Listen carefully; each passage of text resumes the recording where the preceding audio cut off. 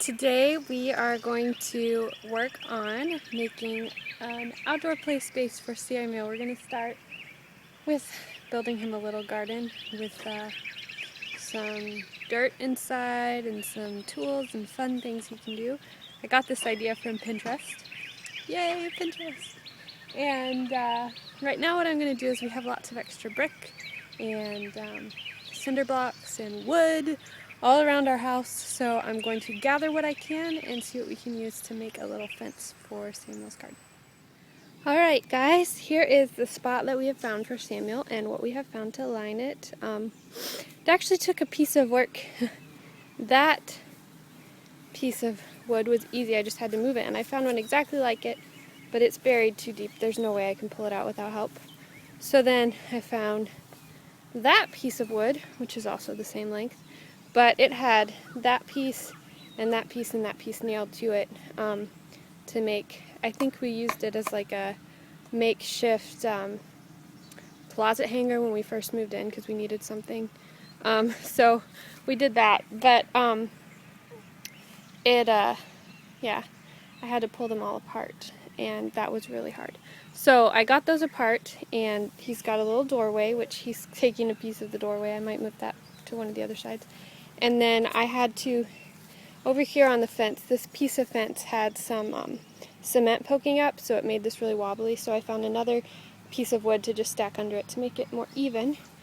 So now we're gonna clear all this area out, and I'm gonna see what old dirt and potting soil and, don't worry, all organic stuff I might have that we can pour in there for him to play with. And he's been helping me with the hammer and the screwdriver. Samuel! Excuse me. Do you have the screwdriver? Show Mommy your screwdriver. Screwdriver! Can you say screwdriver? No, he's having too much fun playing. I'm excited about this. So I'll check back in with you and see what we get done. Okay, so here it is. This is what I did. I took a layer of newspaper and I just layered the whole thing after I pulled out some of the main grass and weeds, because I didn't want him to have to, I don't want to be weeding this thing constantly, and I just don't want it to become overgrown. So this section right here is this is really old gardening topsoil that I have, and I don't use that anymore. So that was the amount that I had, and I just kind of spread it out, and then I have that section, kind of the garden section, outlined with bricks. And then this, we have tons of mulch. Let me show you a big pile of mulch. Big pile of mulch. I'm working on mulching around my raised beds, but we can get mulch for free from the city. They'll bring truckloads. What they do is you put your branches and stuff out, any big branches by the street, and they'll pick those up and they turn it into mulch, and then you can get the mulch. So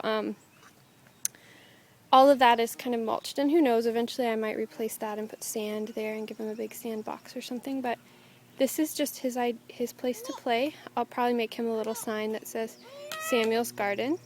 And the thing that is going to be hard for me is that I do need to let him kind of play with this area as he likes. If he's putting the mulch with the dirt with the mulch, that's fine. You can see he's kind of digging down to the newspaper. But this is his area to just play and explore.